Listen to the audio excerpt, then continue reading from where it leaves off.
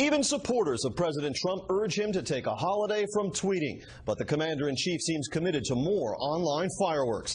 This is Special Report.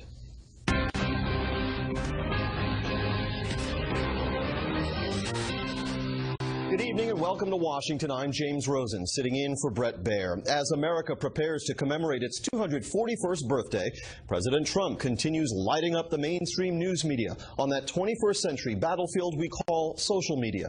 The president's Twitter finger was active all weekend long and this morning, including his posting of a video in which he appears to wrestle to the ground a man with the CNN logo superimposed over his face.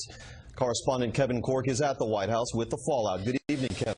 Hey there, James. It's actually called trolling. That's when you take to an online platform like Twitter, for example, and you post something with the express intention of getting a reaction, sometimes an angry reaction from someone else.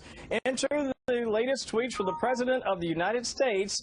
Those tweets were either humorous or horrifying, depending on your point of view. Call it the new bully pulpit. Social media, 24/7 platform where even the President of the United States can both entertain his supporters and enrage his detractors, all in the span of 140 characters. Case in point, a tweet over the weekend that showed the President in a pro wrestling style clip body slamming a CNN logo. Just the latest swing the commander-in-chief has taken at the press since assuming office, many of whom criticize the tweet as being unpresidential, even dangerously inciting violence. CNN saying it's a sad day when the President of the United States encourages violence against reporters. We will keep doing our jobs. He should start doing his. The president responded tweeting, "My use of social media is not presidential. It's modern-day presidential. Make America great again." But exactly what is presidential? It's safe to say the definition appears to be shifting. After all, back in April 2014, then private citizen Trump slammed President Obama for the way he jogged the stairs to and from Air Force One, tweeting, "The way President Obama runs down the stairs of Air Force One, hopping and bobbing all the way, is so inelegant and unpresidential. Do not fall." With tens of millions following him on various social media platforms, Mr. Trump has a captive audience that he can use to move the political needle or perhaps gain momentum for major agenda items like health care, the economy, and the fight against ISIS. But as he prepares to visit Germany for his first G20 as president, Mr. Trump's behavior is a stark reminder that what he says and does online is a reflection of the American brand on the world stage, and comes just ahead of a meeting on the sidelines in Hamburg with Russian President Vladimir Putin, with relations with Moscow, deconfliction in Syria, NATO expansion, and election meddling among the many possible subjects to discuss. In continuing his preparation for the summit today, the president spoke with the leaders of Germany, France, and Italy following his weekend conversation with his Chinese counterpart, Xi Jinping. That coming on the heels of increasing tensions with Beijing, thanks to a recent U.S. arms deal with Taiwan, the presence of a U.S. naval vessel in the hotly contested waters of the South China Sea, and, of course, China's inability or unwillingness to rein in North Korea. Still, critics argue that his penchant for pugnacious self-promotion online is distracting, even dangerous. But White House officials are doubling down on the president's use of social media. Roughly 163 tweets sent out by President Trump in June. 3/4 of them, at least, had to do with policy, bilateral meetings, legislation, tweets like the one you just showed. We know the stock market loves that this man is president. ISIS is on the run. Jobs are being produced. You don't hear any of that. Presidential counselor Kellyanne Conway. By the way, the president also took to Twitter today, James, to express his support for a critically injured, a critically ill 10-month-old boy. His name is Charlie Gard. You may have heard this story. He actually suffers from mitochondrial disease. He's in a hospital in the UK. The hospital wants to keep him there and retain the right to perhaps remove him from life support. His family would like to bring him here to the U.S. for experimental treatment. We'll be watching that story very carefully. Back to you. Indeed. Kevin Cork live on the North Lawn. Kevin, thank you. Arab nations isolating Qatar have extended the deadline for the energy-rich country to respond to their demands. Saudi Arabia, Egypt, Bahrain, and the United Arab Emirates cut off diplomatic ties to Qatar last month. They accused the government in Doha of funding terrorism. Qatar denies that. Qatar, like the countries lined up against it, is a U.S. ally. It hosts some 10,000 American troops at a major air base. The Pentagon is no longer making public assessments of the safety and security of its nuclear arsenal. A spokesman for the Joint Chiefs of Staff says the reason is to prevent adversaries from learning too much about U.S. nuclear weapons vulnerabilities. Stephen Aftergood of the Federation of American Scientists accuses DoD of acting like they have something to hide beyond national security secrets. A federal appeals court has ruled that the Environmental Protection Agency cannot freeze implementation of a new rule requiring oil and gas companies to fix methane leaks in their equipment. The EPA issued a stay on the rule early last month. Business groups cheered, environmental groups sued. The EPA says it is now reviewing its options. While congressional lawmakers are on their 4th of July break, there is no vacation from speculation over what will happen to Obamacare. So far, repeal and replace promises from Republicans remain unfulfilled. Chief Congressional Correspondent Mike Emanuel has the latest. We're certainly not going to see a vote by July 4th. With an estimated 33 legislative days between now and the end of the fiscal year, pressure is building on Capitol Hill, with the Senate still struggling with health care. There is some thought that there might be a vote next week, by the end of next week. Difficult to say, but we do need to get this thing done. We need to get it done quickly because the American people are struggling to keep up with their health care payments and to buy health care that they can actually use. Lee and fellow conservative Ted Cruz have offered an amendment to the Senate health care reform package. It's called the Consumer Freedom Act, which would allow insurance companies to offer some plans that don't meet all of the Obamacare regulations. They argue that would make some insurance premiums a lot cheaper. The key is leadership can only lose 2 GOP senators and still pass the overall bill, so they're trying to strike the right balance. There's a big effort to get everybody on board. We owe it to the American people to move in a different direction. Obamacare has failed us terribly. It continues to fail. And we need to move in a different direction. This bill takes us a big step in the right direction. So I'm hoping that we'll get the consensus we need and get this support so that we can pass this after the 4th of July break. Some Democrats are looking to go left from Obamacare to a much more expensive option. Medicare for all, which is simply an expansion of Medicare, it's not just for seniors, but for everybody, will be saving middle-class families substantial sums of money, and it will be guaranteeing health care to every man, woman, child in this country. There's also passing a budget, raising the debt ceiling, and the need to make progress on tax reform.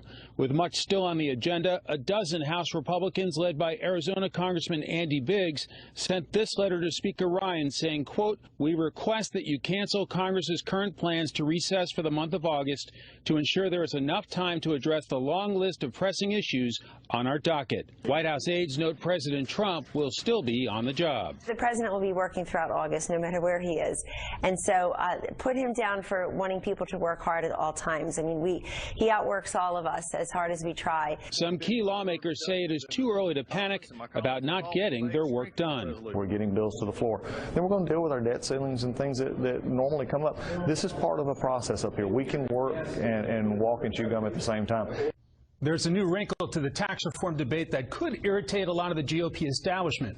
White House Chief Strategist Steve Bannon is proposing raising taxes on upper-income Americans, according to a White House source, to pay for steep middle and working class tax cuts. James? And what would Republican lawmakers like more than that to campaign on as they go into 2018? A tax hike. Exactly right. We'll see where it goes. Mike Emanuel, thank you. Thanks, James. As we told you earlier, President Trump is set to meet with Vladimir Putin later this week as the probes into alleged collusion between the Trump campaign and the Kremlin, launched by Congress and the special counsel, churn quietly along, proceeding towards what exactly? Chief Intelligence Correspondent Catherine Herridge brings us up to speed. A spokesman for the former Trump campaign chairman tells Fox that Paul Manafort has agreed to testify before the House Intelligence Committee in a closed session, and the expectation is that his appearance could happen before the congressional August recess. A spokesman said Manafort, who left the Trump campaign in August, looks forward to meeting with those conducting serious investigations of these issues to discuss the actual facts.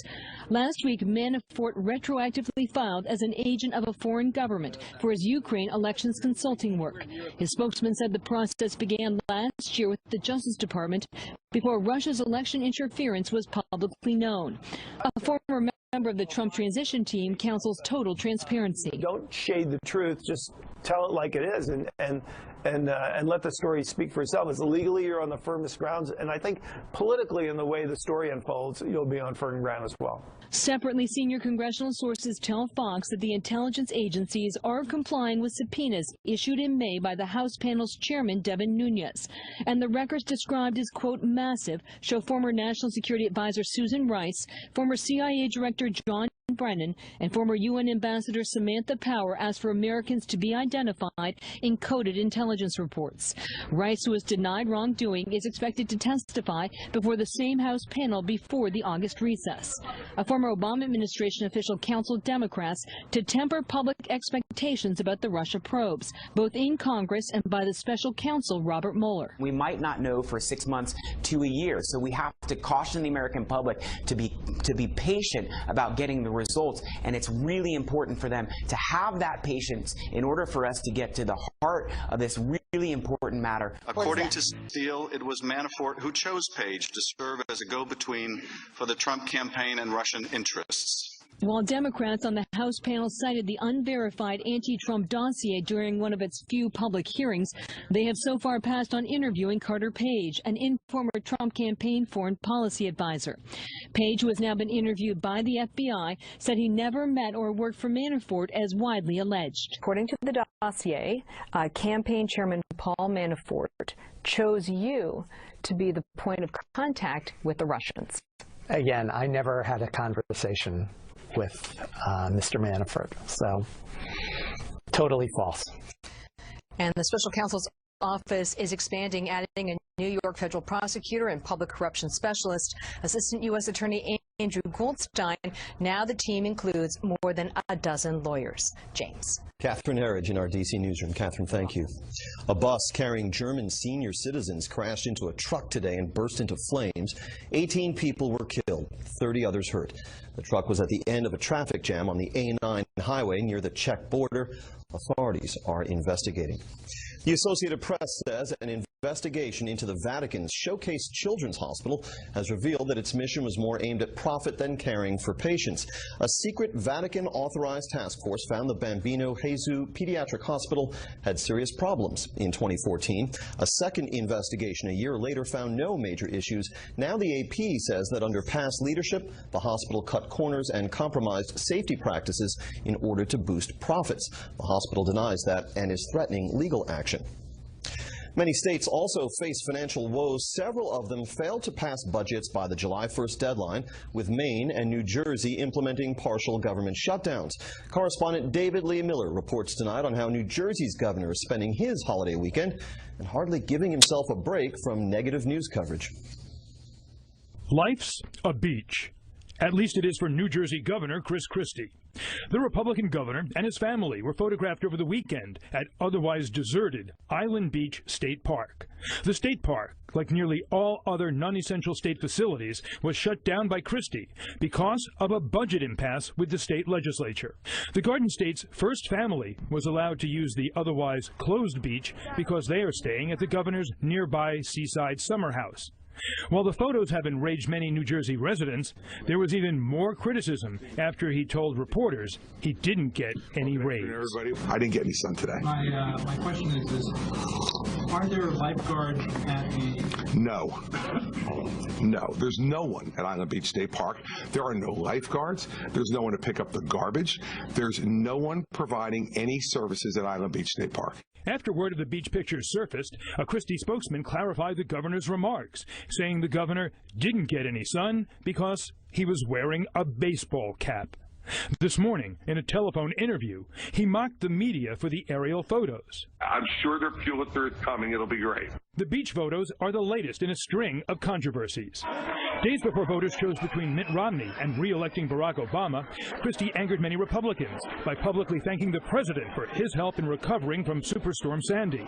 He was one of the first Republicans to endorse Donald Trump and was considered a possible running mate until a scandal erupted that resulted in the criminal conviction of two Christie allies in connection with causing a massive traffic jam as part of a scheme of political retaliation. He also faced criticism for lavish trips that raised ethical questions, such as repeatedly flying on the plane of Dallas Cowboys owner Jerry Jones to attend games. Christie also has a reputation for lashing out at critics. You want to have the conversation later? I'm happy to have it, buddy. But until that time, sit down and shut up. It isn't just Democrats criticizing Governor Christie. His lieutenant governor, who wants to succeed him in office, called Christie's beach outing, quote, beyond words, adding she wouldn't be sitting on the beach as long as taxpayers were deprived of its use. And just moments ago, the AP now reporting that New Jersey lawmakers have reached a deal that will end the budget shutdown. James? Some good news in all of that. David Lee, thank you so much. 10 pedestrians were hurt this afternoon when a taxi careened into a crowd near Boston's Logan Airport. Police say the incident appears to be accidental, with the driver hitting the gas instead of the brake. They say the driver is cooperative and there is no apparent link to terrorism. The Dow hit an all-time high this morning before finishing ahead 130 in an abbreviated trading day. The S&P 500 gained 6, NASDAQ, lost 30. Up next, ISIS terrorists in Iraq getting desperate and returning to a familiar tactic. First, here's what some of our Fox affiliates around the country are covering tonight. Fox 25 in Boston, as the family of the man who was behind that viral ice bucket challenge a few years back is now asking for prayers after having been admitted to the hospital for issues related to his ALS. Pete Frates is said to be resting comfortably at Massachusetts General Hospital in Boston. A local journalist had erroneously tweeted that Frates had passed away this morning, but later deleted that post. Fox 5 in Las Vegas, where Nevada's new jackpot is legal recreational marijuana. People began legally purchasing pot in the Silver State on Saturday, less than a year after voters approved legislation last November. Nearly two-thirds of all sales are expected to come from tourists. And this is a live look at Orlando from Fox 35. One of the big stories there tonight, a hot air balloon making an unscheduled landing in a retention pond near the Disney park. That pond was filled with alligators. 16 people were aboard. Luckily, no injuries, although a boy was taken to the hospital after swallowing too much water. That's tonight's live look outside the Beltway from Special Report. We'll be right back.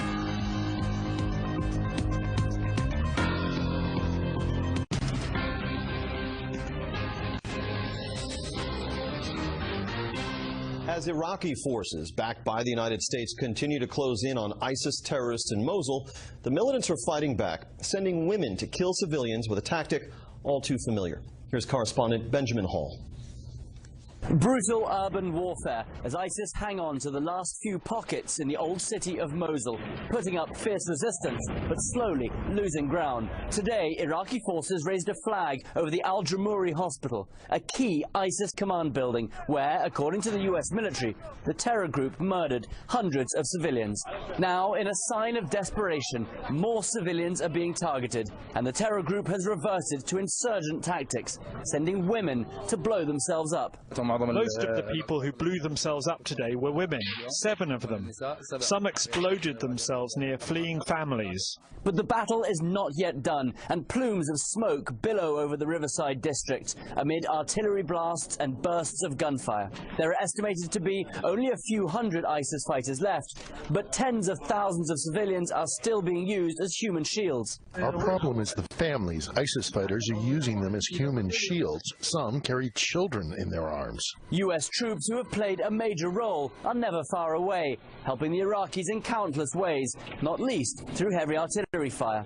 We also provide them assistance, and the assistance is often intelligence sharing, intelligence analytics, lethal fires that you see playing out behind us here, so that they can dominate in close combat and continue to advance. Iraqi security services are already celebrating, though. After 8 long months of grueling battles, they can taste victory. But others believe these celebrations are premature as fears grow about what lies ahead. But what I'm worried about is actually the day after. What next after the ISIS state falls and goes into insurgency mode? In fact, some people argue that as long as there is instability in the region overall, ISIS will always have a home. They're going to find quarter in any state in the Middle East that suffers from a lack of political power. To make matters worse, Iranian-backed Shia militias fighting alongside Iraqi forces are now laying claim to towns in western Iraq, where ISIS remain in control. And they want permission to take their fight inside Syria. If granted, it would be a significant coup for the Iranians and a setback for U.S. interests. So despite the impending victory in Mosul, there's real concern about what comes next. And just one look at the geopolitical cauldron in the area, you realize how precarious the situation is and how far from stability the region really lies. James? Benjamin Hall in London tonight.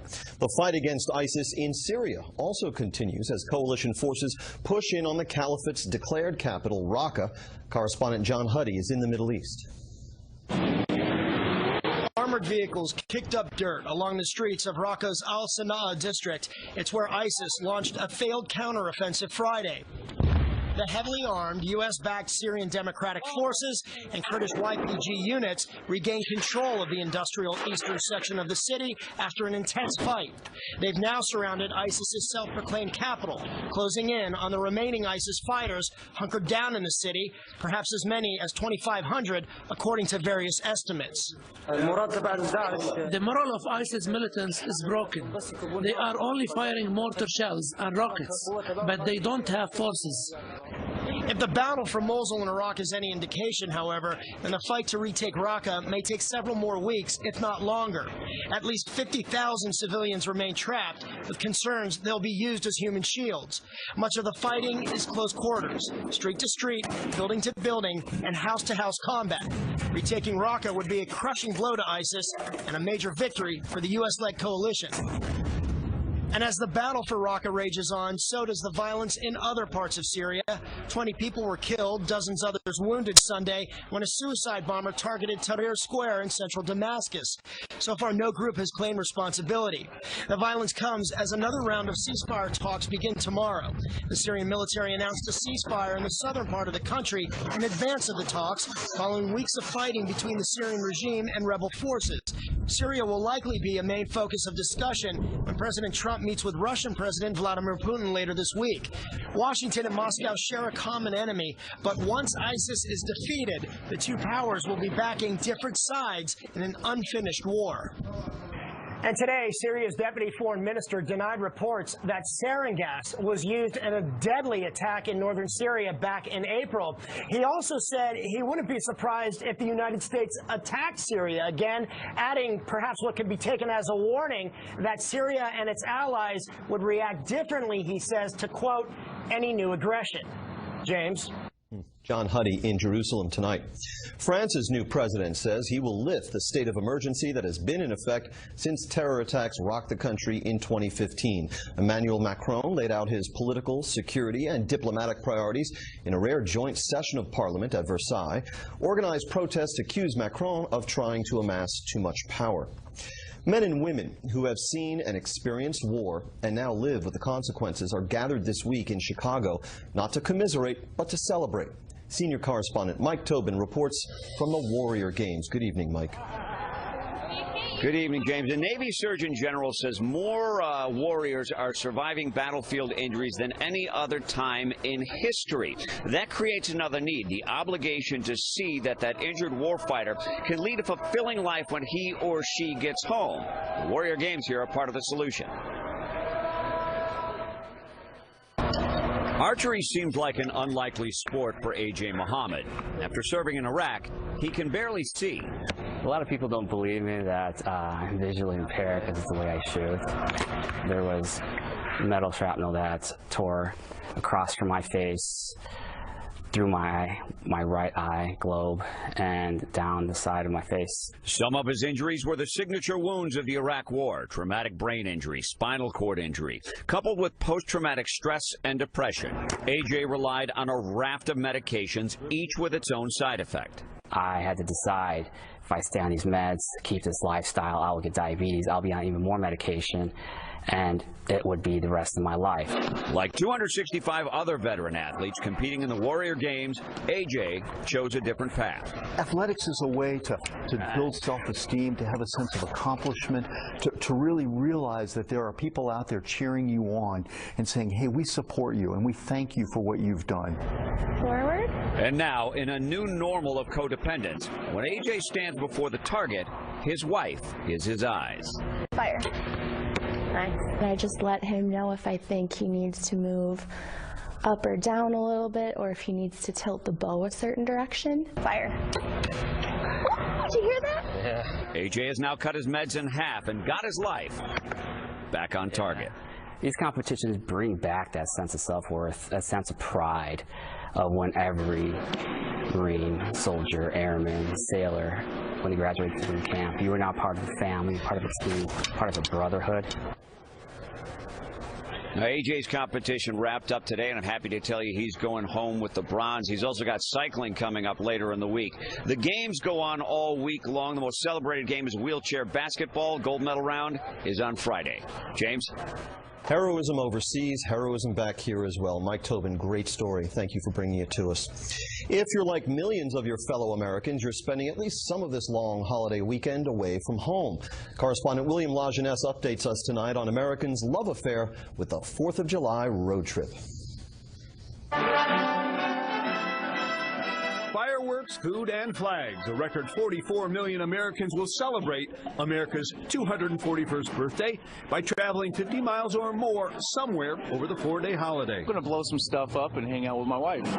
By road, rail, and in the skies, a better economy, competitive ticket fares, and low gas prices are fueling the exodus. Unemployment is low and consumer confidence is high, so people feel like they have, the ability to take a nice vacation. To evacuate. But for 60 passengers flying from Aspen to Denver Sunday, that vacation came with smoke and fire, as the engine of this SkyWest jet caught fire just after landing.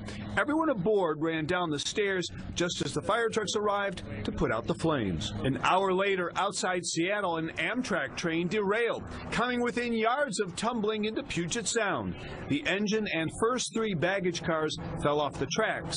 A jolt, but no serious injuries to the 260 aboard. All of a sudden, I feel shuddering, and they slam on the brakes, and we're all of a sudden tilted, and everything that my husband had on the tray table goes sliding down. There was one lady that fainted after the fact, and one girl we saw with some leg wound, but it wasn't severe, so we were really fortunate. Smooth sailing in Los Angeles as passengers continue to arrive, hoping to enjoy one of the many fireworks displays planned for Tuesday. It was like around $200 cheaper just by waiting one day, so I still get to go for the holiday, but saved a lot of money. We're going to wing it, probably barbecue, have a good time with family and friends. So Americans will spend $7 billion on food this holiday, according to WalletHub.com. $1 billion on beer and $500 million on wine. The downside, up to 400 may die in car crashes, a third involving alcohol, and 800 could visit the ER injured by fireworks, celebrating the birth of our country. James? Yeah, some of these things you don't want to mix. William Lajeunesse out in Los Angeles. Thank you. A successful splashdown this morning for SpaceX. Its cargo capsule, entitled The Dragon, landed in the Pacific Ocean off the California coast shortly after 5 this morning. It had successfully delivered supplies to the International Space Station, its second round trip to and back from the ISS. President Trump says his tweets are modern-day presidential. We've got a modern-day panel to tell us if they agree when we come back.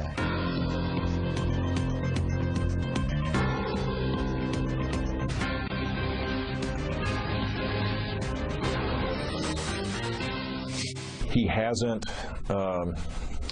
shifted to being president in the way that people are used to. He should stop saying things that aren't true that are distractions from the task at hand. Can you be a street fighter on all things all the time and still be a good president? Is he getting in the way of his own agenda? Yeah, totally.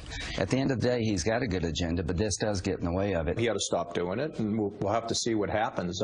It's one of the few things that I think have brought Republicans and Democrats together. Unlike others, I tell them to tweet more, to be on Facebook more, to get the message out more, but to be focused on why this health care, Obamacare has to be replaced, focus on what the better alternative is, focus on the need for tax reform to get Americans working, focus on why your administration is doing good things. From the men cast aside by Donald Trump's presidential juggernaut last year, some unsolicited advice about his Twitter habit, with some of them motivated no doubt by a desire at this point to see him succeed.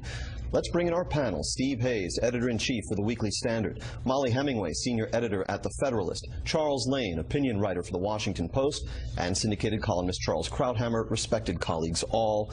Molly, is the tweeting getting in the way of the agenda, yes or no?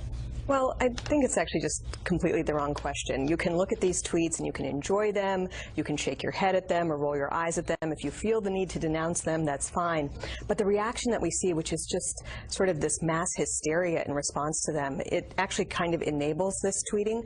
But the president has a lot of goals. One of them would be to get the media distracted from its Russia conspiracy obsession. So these types of tweets actually serve that function. He also talks about other things in his tweets that don't get the same amount of coverage. He talked this week about, today even, about the economy and other things that you don't see the same level of interest by the media.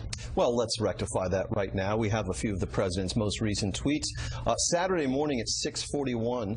Or excuse me, that was 6:40 in the evening, brought us, "My use of social media is not presidential. It's modern day presidential. Make America great again." Today's tweets saw him pretty strictly focused, at least for a while, on policy, saying, "We'll be speaking with Germany and France this morning. Spoke yesterday with the King of Saudi Arabia about peace in the Middle East. Interesting things are happening. We'll be speaking with Italy this morning." And then came the next in the series. "At some point, the fake news will be forced to discuss our great jobs numbers, strong economy, success with ISIS, the border, and so much else." Steve Hayes.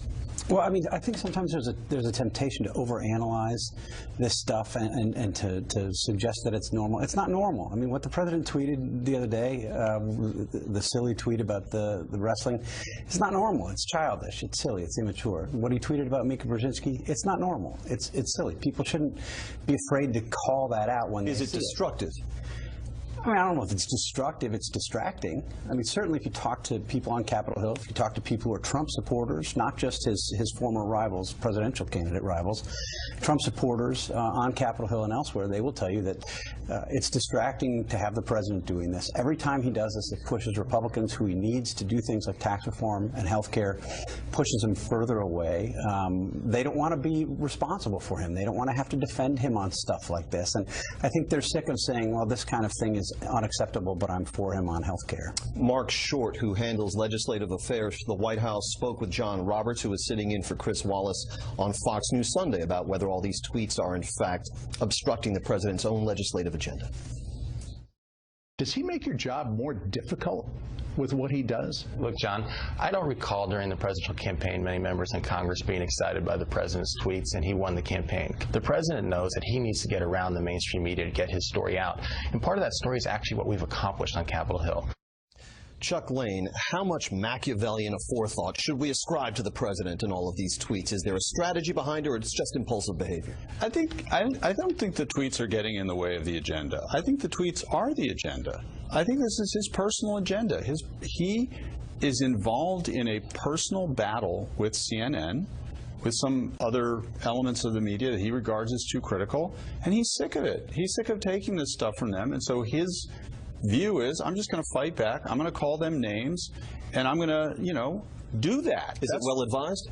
Obviously not, as all these people have been protesting right now on air. Look, it's not just publicly they're saying that he should knock it off. They're privately, screaming, wringing their hands that this is a huge disaster, because whether it furthers his agenda in policy or not, it's embarrassing because it lacks class, and because it's not just unpresidential, it's not worthy of like high school student council president. So it does beg the question of, if it's so obviously counterproductive, why does he pursue it? And that's why I say it is his agenda. It's very important to him. He thinks it's more important than all the other stuff. He calls it modern-day presidential. He warned us, he gave us a bit of a hint back in December when he visited that plant, the Carrier plant in Indianapolis, that not everything he was going to do was going to be presidential per se. During speeches, I'd say, they say it's not presidential to call up these massive leaders of business. I think it's very presidential. And if it's not presidential, that's okay. That's okay. Is it okay, Charles, if it's not presidential? Well, it depends what it is. It's meeting with a business leader, big deal. But if it is the kind of impulsive stuff he's been putting out, of course it's not. And it is embarrassing, and it is a kind of psychological need. You have the sense that if they succeeded in stopping him from tweeting, it's like putting a cork in the bottle, he would implode. This is the way in which he conducts himself, in which he stabilizes himself psychologically, I would guess, looking from the outside. And it's not the fact that he tweets. For God's sake, the Pope tweets. There's nothing wrong with tweeting intrinsically. It's what you tweet. And Kellyanne Conway's right. 3/4 of what he tweets is about policy and what he's doing. That's fine. But then why does he do the other quarter? I mean, I think he's trolling the press. The CNN bit I found rather amusing. It was meant to drive them crazy, to get an overreaction, to get attention, and to sort of heighten the contradictions, if you want to use a Leninist term, between him and the press, or his adversaries in the press, and solidify his base. So there's some strategy here, not much. The rest is a psychological need, and who knows? Perhaps this is therapy for him. Molly Hemingway. It's not just that he has the media as his adversary. It's the entire establishment. And you listen to people say, this isn't normal, this isn't presidential, this is destructive to his agenda. People don't like it who are Republicans. And what I don't think people realize is that's the point, and that's what a lot of people like. He was elected by the American electorate in part because he's not going to operate the same way. We have really reached far past the point where we come to terms with the fact that this man is not a politician who is president. This is the first time we've had a politician, or had a president who wasn't a politician or a military leader, and he's going to communicate that way. And this like constant reaction to the tweets as if we're surprised that Donald Trump was elected president, that made sense in November. I don't know if it makes sense in June or July. You know, someone on my Twitter feed, let's see, David Galloway, wrote to me because we let off the show by saying some supporters of President Trump urge him to stop tweeting, but he seems committed to fireworks. Supporters not happy with POTUS tweeting. 450,000 likes of the CNN video, second most ever. Charles. I'd submit to you that if Barack Obama had tweeted video of Barack Obama body slamming a figure with the Fox News logo in place of its head, those 450,000 people would not have clicked like. They probably would have clicked something that said, you know, impeach. There's such a double standard about this, honestly, about, as Kevin Corker pointed out, Trump himself mocked and ridiculed Obama for, like, walking the wrong way on the stairs. There's just really no argument here. The double standard is with how the media treated Barack Obama. Barack Obama actually was pretty hostile to press freedom, and many people in the media didn't flip out over it, didn't overreact. The media did not hold him accountable for anything that he was doing, whether it was the IRS scandal or various other scandals. And so you have the people who are very frustrated with the media. This isn't really about Trump or Barack Obama. And so it's that about frustration with the of some people about the media justifies the president lowering himself and behaving at this debased level. I don't agree with that. The question is, do you let the media continue to run roughshod over the values of so many people in this country, where they've been portrayed horribly for decades by a media that I want to give the last word to Steve Hayes. There's no question there was a double standard with Barack Obama. I mean, he was treated, he was given elevated stature by the media. They didn't fact-check him the way they ought to have fact-checked him. There's no doubt about that. But it doesn't justify or make right or normalize the kinds of things that President Trump is doing. You're supposed to put up with it and keep putting up with it no matter what. Well, no, but there are better ways to fight media bias than what are they? Because people have been working on it for decades, and it hasn't been working. To call them out, to actually challenge them on a fact-based thing, rather than tweeting out. I mean, you may think that it's effective to tweet out a WWE video and get people excited about it. I don't think that's a very effective way to win an argument. It's a nanny boo-boo way to win an argument. All right. Well, perhaps we'll have room for more nanny boo-boo, as you suggest. In the next panel, the president is getting ready for the G20 and a meeting with Vladimir Putin. What will that be like? The panel's going to weigh in.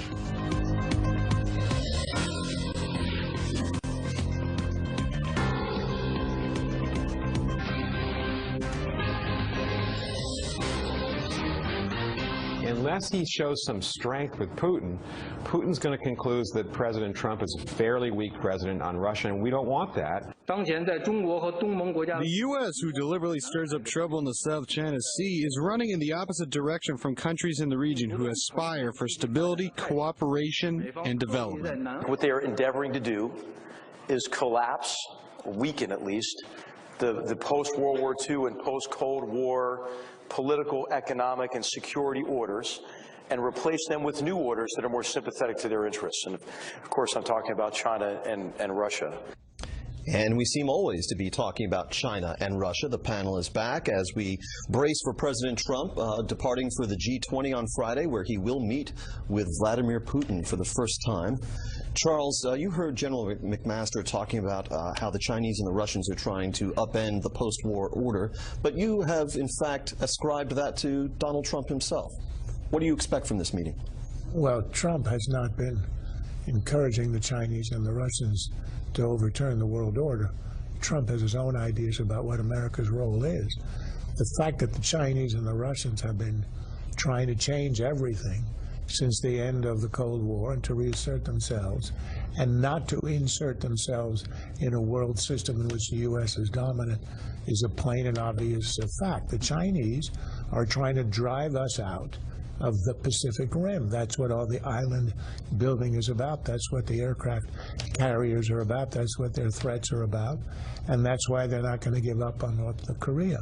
So they clearly are a challenge. We're going to have to meet it on the ground. And the Russians, of course, are challenging NATO expansion, our alliance with, semi-alliance with Ukraine, and protection of the Baltic states. But that's the challenge for the United States in this era. And thus far, I think the president has said the right things. He's been advocating for the right policy. But thus far, particularly with China, the reliance on their goodwill and the friendship that he struck up with President Xi is a pretty weak read. We haven't gotten anywhere yet, and we're going to have to get somewhere soon, or we're going to be looking down the barrel of a North Korean ICBM with a nuclear warhead on it. The Chinese have cited what they call a number of negative factors that have crept into our relationship with Beijing. Here is just a few of them. The Trump administration sanctioned a Chinese bank for allegedly acting as a front for North Korea. The State Department labeled China one of the world's leading conduits for human trafficking. And the U.S. sold $1.4 billion in weapons to Taiwan, something Beijing regards as a violation of our One China policy. Adding to that, the U.S. naval destroyer, the Stetham, cruised the waters right off Triton Island in the South China Sea, where China asserts its primacy. And finally, the Trump administration warned about restricting imports of Chinese steel. Steve Hayes, is this the makings of a relationship that's going to get better? Well, we don't know, but I don't agree with Charles that the president hasn't been more aggressive with China. I think he has, for the reasons that you just cited there. The question is whether he follows these things to their natural end, whether he's willing to actually start a trade war with China, or whether he's using them as leverage to get China to do the kinds of things that we'd like China to do with respect to North Korea, which has become, in the views of many in the Trump administration, the most immediate threat to the U.S.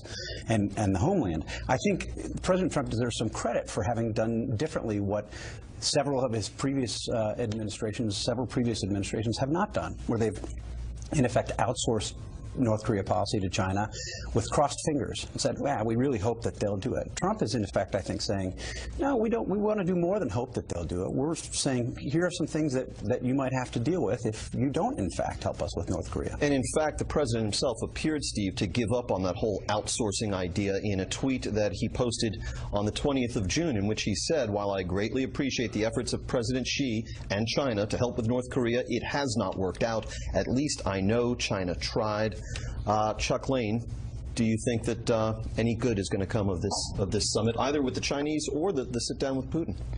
Well, I think the big issue in the background here is I think it was number 5 on your bullet points there, which is the steel trade issue, because they're actually overdue to announce a policy on that, and there's great division within the administration about how exactly to proceed. So it's a product that we get from a lot of countries, including Korea and Japan and Germany, which is hosting this summit, and Canada, and they're very nervous that somehow this will be used against them as well as against China. And I think the president is going to be under a lot of, he's going to be urged by all those people, look, if you got a problem with the steel trade, lean on China. Don't catch up at us as collateral damage. I think that it would actually be smart for him to listen to their advice, because as we deal with this North Korea thing and as we deal with China, it would be helpful for the United States to have Japan, Korea, and Germany on its side as opposed to alienating them and pushing them into the arms of China. Molly, what do you want to see from the sit-down with Putin? Well, one of the things that was interesting about the previous foreign trip was how well it went for President Trump in laying out his vision of principled realism. Trip to the Middle East you're talking about. The trip to the Middle East. So now we're going to get another little look at how this is going to go when you're meeting with all these different world leaders. As far as the Russia issue goes, it's actually kind of complicated. You want to be able to confront them about their aggression, not just in the cyber attacks on the U.S., but their meddling in general. You want to deter any chance of war. We have a lot of nuclear issues that need to be revisited, and we have to work on that. There's also a lot of area of cooperation. We can work with them on some shared ideas on fighting terrorism, on de-escalating the situation in Syria. They also have an interest in North Korea and keeping North Korea from being a nuclear capability with long-range missiles. And so there's a lot that can be worked on. There's also a lot that needs to be discussed in terms of unnecessary hostility. The president was working the phones ahead of this summit, reaching out to 4 different world leaders that he spoke with, including last week Emmanuel Macron of France, but also Xi Jinping of China, Shinzo Abe of Japan, Angela Merkel of Germany, and Paolo Gentiloni of Italy. We also want to get your reaction on this, Charles. A Chinese official proposed a solution for the whole North Korean problem. Let's listen.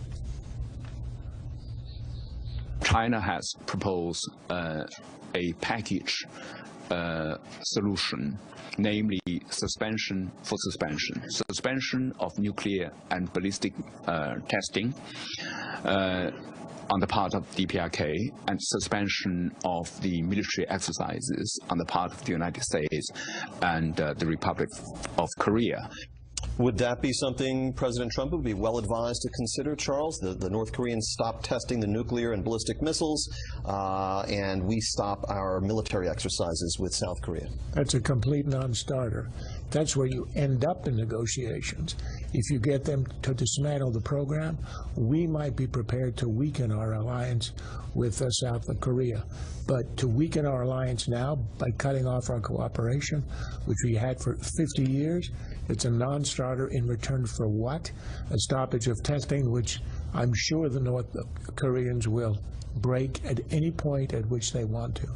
That has been their hallmark. Thank you, panelists. When we come back, something we call a tropical engagement. You won't want to miss it.